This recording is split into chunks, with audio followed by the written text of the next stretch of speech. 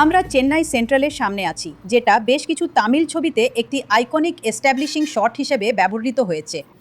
Tamil cinema বেশ কিছু আকর্ষণীয় থ্রিলার তৈরি করেছে, কিন্তু 4টা মে সম্ভবত সব আকর্ষণীয় রাজনৈতিক থ্রিলারের সেরাটা দেখতে চলেছে। তার কারণ হলো তামিলনাড়ু বিধানসভা নির্বাচনে 2024 সালের সংস্করণ সম্পর্কে যদি একটা কথা বলার থাকে, তা হলো এটা সবচেয়ে অপ্রত্যাশিত। সত্যি কেউ জানে না কি হতে চলেছে। এটা এখনো পর্যন্ত সবচেয়ে উন্মুক্ত, আর সেই কারণেই প্রত্যেকটি রাজনৈতিক দল এবং নেতা উদ্বেগের মধ্যে রয়েছে।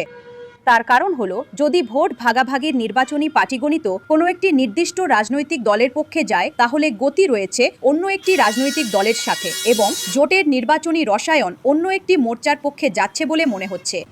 সেই কারণেই এটি একটি সবচেয়ে আকর্ষণীয় নির্বাচন হতে চলেছে, যেখানে 4টা মে যখন ফলাফল গণনা করা হবে, তখন অনেক অপ্রত্যাশিত মোড় এবং পরিবর্তনের আশা করা হচ্ছে। চলুন দেখে নেওয়া যাক বিভিন্ন রাজনৈতিক দলগুলির জন্য কোন জিনিসটা পক্ষে যাচ্ছে আর কোনোটা বিপক্ষে।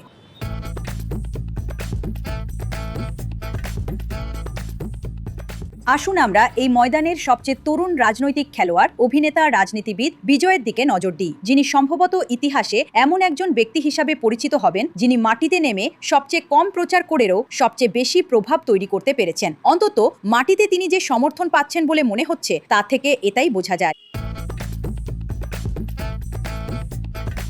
ভাই, এটা আমাদের জন্য করতেছেন। যেদিন ভাই এসেছিলেন সবাই ইন্টারভিউ দিয়েছিল। সেই সময় আমার ইচ্ছা ছিল ভাইকে বিভূতি পরানো। আমার বাবা ভাইকে স্টেজে নিয়ে এসেছিলেন এবং আমাকে লজ্জিত করেছিলেন। সেটাই আমার জন্য একটা বড় ধাক্কা ছিল। তমিঝাগা ভেট্রি কজগমের জন্য বিজয় পেরিয়ার থেকে আম্বেদকর, কামরাজ, ভেলু নাচিয়ার, অঞ্জলি আম্মাল পর্যন্ত যে আইকনদের আহ্বান জানিয়েছেন, তাকে দ্রাবিড়ীয় মঞ্চের বাইরে আবেদনকে আদর্শগতভাবে সংশ্লেষ এবং বিস্তৃত করার একটি প্রচেষ্টা হিসেবে দেখা হচ্ছে। যদিও কিছু সমালোচক এটিকে আদর্শগত বিভ্রান্তি বলে অভিহিত করেছেন।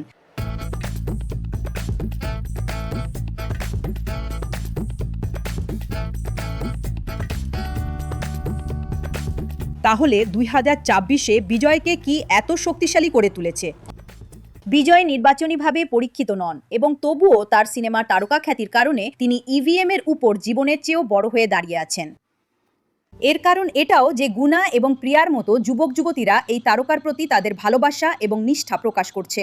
তারা হয়তো অন্যথায় রাজনৈতিকভাবে আগ্রহী ছিল না, কিন্তু এখন তারা বলছে যে তারা বিজয়ের টিভিকে ভোট দিতে চলেছে, এবং এটি বিষয়টিকে খুব খুব বিশেষ করে তুলছে, কারণ এইবার তারা জাতি এবং ধর্ম বিষয়েও নিরপেক্ষ। তামিলনাড়ুর মতো একটি রাজ্যে এটি অত্যন্ত গুরুত্বপূর্ণ একটি বিষয়, যেখানে নির্বাচনে জাতি চিরকালই একটি খুব গুরুত্বপূর্ণ কারণ হিসেবে কাজ করেছে।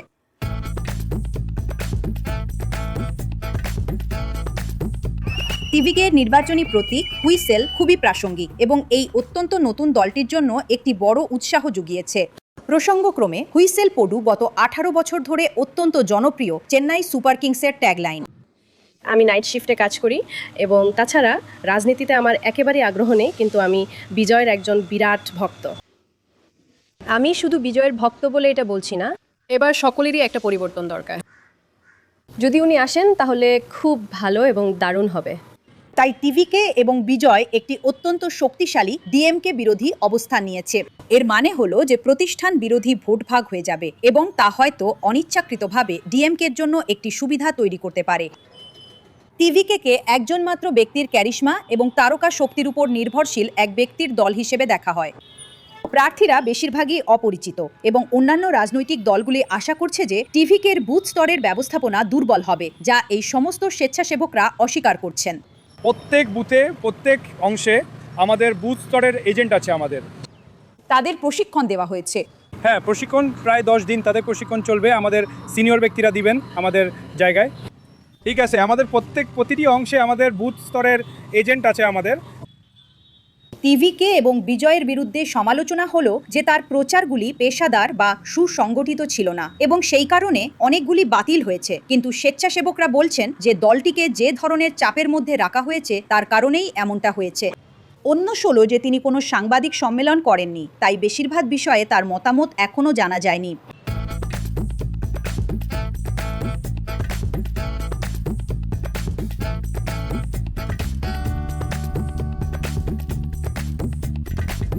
টিভিকে দেখার চেয়ে ততটা শোনা যাচ্ছে না, কারণ বিজয় তার কোনো প্রচার অভিযানে আসলে কথা বলছেন না। যেখানে এআইএডিএমকে জোটে ইপিএস, আনবুমানি রামদাস, টিটিভি দিনাকরণ এবং আন্নামালাইয়ের মতো 4 জন ভালো বক্তা রয়েছেন। তারা বিভিন্ন জাতিগোষ্ঠী, বিভিন্ন ভৌগোলিক অঞ্চল, বিভিন্ন নির্বাচনী এলাকায় আবেদন করছেন, যা এটিকে আরও ব্যাপক প্রচারমূলক আবেদনে পরিণত করছে। যেখানে এই এনডিএ জোটের একটি দুর্বলতা হলো যে তাদের নিজেদের আত্মীয় এবং প্রাক্তন সহযোগীরা তার বিরুদ্ধে কাজ করছে। উদাহরণস্বরূপ, সিনিয়র রামদাস তার ছেলে রামদাসের দলকে পরাজিত করার জন্য প্রার্থী দাঁড় করিয়েছেন, যেখানে শশিকলা, এডাপ্পাদি পালানিস্বামী এবং ডিটিভি দিনাকরণের দলকে পরাজিত করার জন্য প্রার্থী দাঁড় করিয়েছেন। এআইএডিএমকে নেতৃত্বাধীন এনডিএ জোটের পক্ষে যা কাজ করছে তা হলো নির্বাচনী পাটিগণিত এবং আপাত রসায়ন। কারণ প্রচারে এআইএডিএমকে, বিজেপি, পিএমকে, এএমএমকে এবং টিএমসির একসাথে আসার ফলে তারা একটি ঐক্যবদ্ধ মুখ তুলে ধরছে। এবং এই সমস্ত বিভিন্ন দলের মধ্যে ভোটের হস্তান্তর ঘটলে এটি এনডিএর পক্ষে সুবিধাজনক হবে। তবে যা ইপিএসের বিরুদ্ধে যায় তা হলো এই প্রচার যে ইপিএসের দিল্লির নেতৃত্বের দাসত্বের আকারে তামিলনাড়ু দিল্লির দাসত্ব করছে।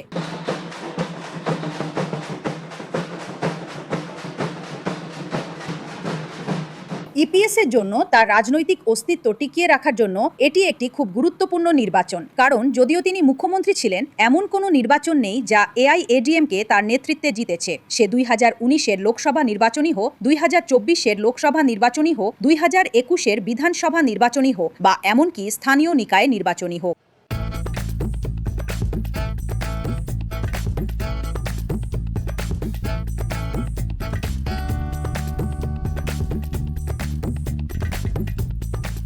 এই নির্দিষ্ট নির্বাচনে ডিএমকে যে সবচেয়ে বড় সুবিধা নিয়ে কাজ করছে তা হলো এডিএমকে এবং টিভিকের মধ্যে প্রতিষ্ঠান বিরোধিতার বিভাজন, এবং তারা আশা করে যে এটি ডিএমকে জয়ের দিকে ঠেলে দিতে সক্ষম হবে।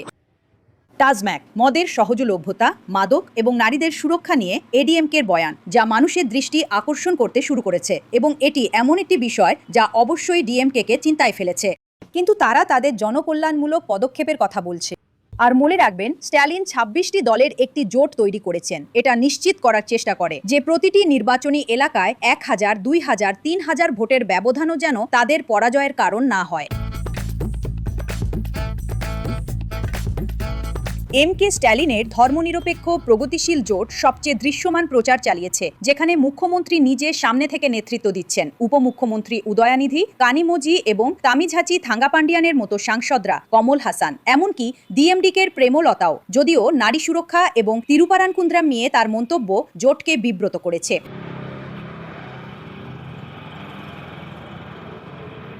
2024 সালের মতো নয়, যখন এম.কে. স্ট্যালিন এবং রাহুল গান্ধীর মধ্যে অনেকখানি দৃশ্যমান সখ্যতা ছিল, 2026 সালে তা দৃশ্যত অনুপস্থিত। অনেকেই আমাদের বলছেন যে রাহুল গান্ধী বিজয়ের টিভিকের সাথে জোট এবং গাঁটছড়া বাঁধতে আগ্রহী ছিলেন, কিন্তু দলের অনেক সিনিয়রদের মতোই প্রাধান্য পেয়েছিল, এবং সেই কারণেই তিনি ডিএমকের সাথে জোট চালিয়ে যেতে বাধ্য হয়েছিলেন, এবং এর প্রভাব জোটের রসায়নের উপর পড়েছে। ডিএমকে তার জনকল্যাণমূলক প্রকল্পগুলির উপর ভরসা করছে, যেমন বিনামূল্যের বাস প্রকল্প, মগালির উড়িমাই থোগাই এবং সেই সাথে শিশুদের জন্য প্রাতরাশ প্রকল্প। এমনকি এই নির্বাচনের আগে এটি 8000 টাকার একটি কুপনও ঘোষণা করেছে। কিন্তু এটি কি এখনও তার নিজের দুর্গ চেন্নাইতে উদ্বিগ্ন? মনে হচ্ছে কারণ হলো এটি বিজয়কে আক্রমণ করার জন্য প্রকাশ রাজ এবং সত্যরাজের মতো অভিনেতাদের মোতায়েন করেছে, এবং এমনকি ভোটের কয়েকদিন আগে একটি খুব চেন্নাই নির্দিষ্ট ইশতেহার ঘোষণা করেছে।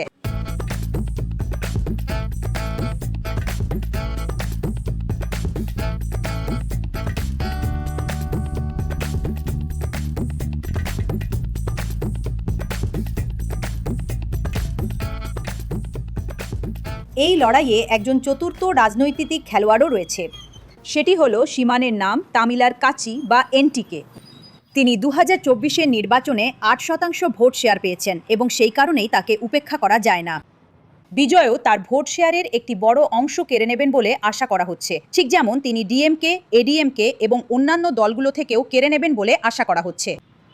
এবং সেটাই সম্ভবত 2026-এর তামিলনাড়ু নির্বাচনের সবচেয়ে বড় ঘটনা। বিজয় কার বেশি ক্ষতি করবেন এবং তিনি কার উপকার করবেন?